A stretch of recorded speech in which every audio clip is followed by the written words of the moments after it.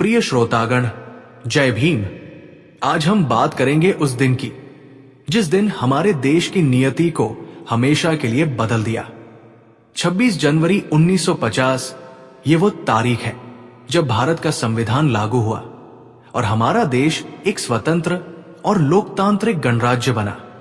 लेकिन क्या आपने कभी सोचा है कि इस ऐतिहासिक घड़ी तक पहुंचने का सफर कितना कठिन था? संविधान लागू करना सिर्फ एक प्रशासनिक प्रक्रिया नहीं थी, ये एक ऐसा प्रयास था जो भारत के सपनों और संघर्षों का परिणाम था। इस महान घटना पर बात करते हुए मैं ये नहीं छिपा सकता कि इसे लागू करने के दौरान कई चुनौतियां और दिक्कतें सामने आईं। आज मैं आपको उन्हीं चुनौतियों और उनके समाधान की कहानी बताने आया हूं।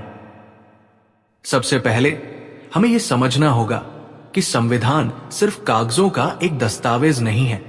यह हमारे स्वतंत्रता संग्राम के वीरों के खून, पसीने और सपनों का नतीजा है। आजादी के बाद यह तय करना सबसे महत्वपूर्ण था कि हमारे देश का भविष्य कैसा होगा। इस सवाल का जवाब देने के लिए संविधान सभा का गठन हुआ। डॉक्टर भीमराव अंबेडकर, संविधान निर्माण समिति के अध्यक्ष, ने एक ऐसा दस्तावेज तैयार किया जो दुनिया में सबसे बड़ा और सबसे विस्तृत संविधान बना। लेकिन इस सपने को जमीन पर उतारना आसान नहीं था। संविधान ने हमें आजादी तो दी, लेकिन इसके साथ कई जिम्मेदारियां और दिक्कतें भी सामने आई। संविधान लागू करने की दिक्कतें। 1. विविधता में एकता बनाना। भारत एक ऐसा देश है जहां 500 से अधिक रियासतें, हजारों भाषाएं और अनगिनत धर्म और संस्कृतियां थी। इस विविधता को एकजुट करना सबसे बड़ी चुनौती थी। भाषा विवाद। संविधान ने हिंदी को राजभाषा घोषित किया, लेकिन गैर हिंदी भाषी राज्यों में इसका विरोध शुरू हो गया। धार्मिक असहिष्णुता। संविधान धर्मनिरपेक्षता का प्रतीक था, लेकिन समाज में धार्मिक असमानता को मिटाना आसान नहीं था। 2. सामाजिक असमानता का अंत। हमारे संविधान ने हर व्यक्ति को समानता का अधिकार दिया, लेकिन भारत में जाति व्यवस्था की गहरी जड़ें थी।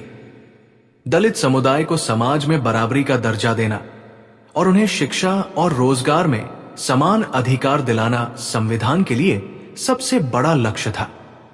3. आर्थिक और प्रशासनिक चुनौतियां। एक स्वतंत्र गणराज्य में संविधान लागू करना प्रशासनिक दृष्टि से भी कठिन था। देश में अशिक्षा और गरीबी इतनी ज्यादा थी कि लोगों को उनके अधिकारों और कर्तव्यों के बारे में जागरूक करना आसान नहीं था। संविधान ने संघीय ढांचे की नींव रखी, लेकिन राज्यों और केंद्र के बीच संतुलन बनाना एक जटिल कार्य था। संविधान की शक्ति और समाधान। संविधान की सबसे बड़ी ताकत यह थी कि यह एक जीवंत दस्तावेज है जो समय के साथ बदल सकता है। समानता के अधिकार ने समाज में बड़े बदलाव किए। जातिवाद और छुआछूत को खत्म करने के लिए कानून बनाए गए। राज्यों के पुनर्गठन और पंचायती राज जैसे सुधारों ने संविधान को जनता के करीब लाने का काम किया। शिक्षा को मौलिक अधिकार बनाया गया ताकि हर भारतीय अपने अधिकारों और कर्तव्यों को समझ सके। संविधान की सफलता एक प्रेरणा। आज जब हम पीछे मुड़कर देखते हैं तो हमें गर्व होता है कि हमारे संविधान ने न केवल भारत को दुनिया का सबसे बड़ा लोकतंत्र बनाया, बल्कि इसे एकजुट भी रखा। ये वो शक्ति है जो हमें हर चुनौती का सामना करने की प्रेरणा देती है। हमारा संविधान, हमारी पहचान। प्रिय मित्रों, 26 जनवरी सिर्फ एक तारीख नहीं है, ये हमारे सपनों का दिन है। ये वो दिन है जब हमने ठाना था कि हम सिर्फ एक स्वतंत्र राष्ट्र नहीं, बल्कि एक ऐसा राष्ट्र बनेंगे जहां हर व्यक्ति के पास समान अधिकार हों। संविधान लागू करने में भले ही कठिनाइयां आई, लेकिन उन्होंने हमें और भी मजबूत बनाया। आज हमें अपने संविधान पर गर्व करना चाहिए और इसकी रक्षा के लिए प्रतिबद्ध रहना चाहिए। तो आइए इस गणतंत्र दिवस पर यह संकल्प लें कि हम अपने संविधान को न केवल समझेंगे, बल्कि इसे अपने जीवन का हिस्सा बनाएंगे। यही हमारे वीरों के संघर्ष का सम्मान होगा। यही हमारे गणराज्य की सच्ची विजय होगी। भारत का संविधान 26 जनवरी 1950 को आधिकारिक रूप से लागू किया गया। ये दिन भारतीय इतिहास में एक महत्वपूर्ण मोड़ साबित हुआ। ये वो क्षण था जब भारत एक स्वतंत्र गणराज्य बना और अंग्रेजों के शासन से पूरी तरह मुक्त होकर एक स्वशासित लोकतांत्रिक राष्ट्र के रूप में स्थापित हुआ। हालांकि इस प्रक्रिया में अनेक चुनौतियों और समस्याओं का सामना करना पड़ा। इस भाषण में हम इस ऐतिहासिक दिन की पृष्ठभूमि, संविधान के लागू होने की प्रक्रिया और इसके साथ जुड़ी कठिनाइयों का गहराई से विश्लेषण करेंगे।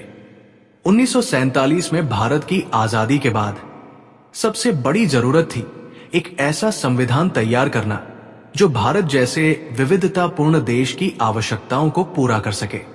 इसके लिए संविधान सभा का गठन हुआ, जिसमें विभिन्न क्षेत्रों और समुदायों के प्रतिनिधि शामिल थे। डॉक्टर भीमराव अंबेडकर की अध्यक्षता में प्रारूप समिति ने संविधान का मसौदा तैयार किया। 2 साल, 11 महीने और 18 दिन की लंबी प्रक्रिया के बाद 26 नवंबर 1949 को संविधान को अपनाया गया और इसे 26 जनवरी 1950 को लागू किया गया। ये तिथि इसलिए चुनी गई क्योंकि 26 जनवरी 1930 को भारतीय राष्ट्रीय कांग्रेस ने पूर्ण स्वराज का प्रस्ताव पारित किया था। ये दिन स्वतंत्रता संग्राम के प्रतीक के रूप में महत्वपूर्ण था। जब संविधान लागू हुआ तो इसके साथ कई जमीनी और प्रशासनिक कठिनाइयों का सामना करना पड़ा। इन चुनौतियों को 3 मुख्य वर्गों में विभाजित किया जा सकता है। भारत एक विशाल और विविध देश है, जिसमें विभिन्न भाषाएं, धर्म और संस्कृतियां मौजूद हैं। इतने बड़े देश में एक समान प्रशासन प्रणाली स्थापित करना एक बड़ा काम था। नए कानून और व्यवस्थाएं। संविधान ने कई नए कानूनों और नीतियों को लागू करने का प्रावधान किया, लेकिन इनका सही तरीके से क्रियान्वयन करना मुश्किल था। ब्यूरोक्रेसी का अभाव। स्वतंत्रता के बाद भारत में प्रशिक्षित प्रशासनिक अधिकारियों की कमी थी।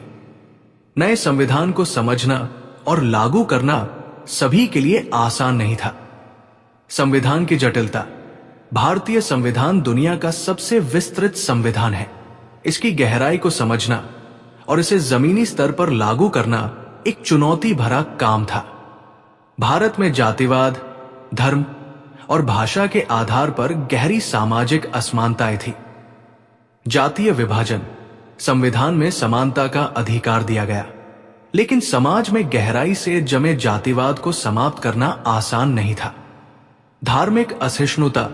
धर्मनिरपेक्षता संविधान का मूल आधार था, लेकिन विभिन्न धार्मिक समुदायों के बीच आपसी विश्वास की कमी ने इसे लागू करने में बाधाएं उत्पन्न की। भाषा विवाद। संविधान में हिंदी को राजभाषा के रूप में चुना गया, लेकिन दक्षिण भारत और अन्य गैर हिंदी भाषी क्षेत्रों में इसका विरोध हुआ। आर्थिक असमानता। भारत एक गरीब देश था। ग्रामीण क्षेत्रों में अशिक्षा और गरीबी संविधान के अधिकारों को लागू करने में बाधा बन रही थी। संघवाद की स्थापना। संविधान में राज्यों और केंद्र के बीच शक्तियों का स्पष्ट विभाजन किया गया, लेकिन इसे लागू करना मुश्किल था। कानूनी ढांचे का विकास। संविधान ने कई नए संस्थानों और प्रणालियों की स्थापना की बात की, जिनके लिए संसाधनों और मानव शक्ति की। संविधान लागू होने के बाद भाषा और क्षेत्र के आधार पर राज्यों के पुनर्गठन की मांग उठी। 1956 में राज्यों के पुनर्गठन अधिनियम के तहत भारत के राज्यों का भाषा के आधार पर पुनर्गठन किया गया। इस प्रक्रिया ने राजनीतिक और प्रशासनिक समस्याएं पैदा की। संविधान ने स्थानीय शासन को सशक्त करने की बात की, लेकिन इसे जमीनी स्तर पर लागू करना कठिन साबित हुआ। पंचायतों और ग्राम सभाओं में भ्रष्टाचार और असमानता के कारण ग्रामीण क्षेत्रों में संविधान के लाभ नहीं पहुंच पाए।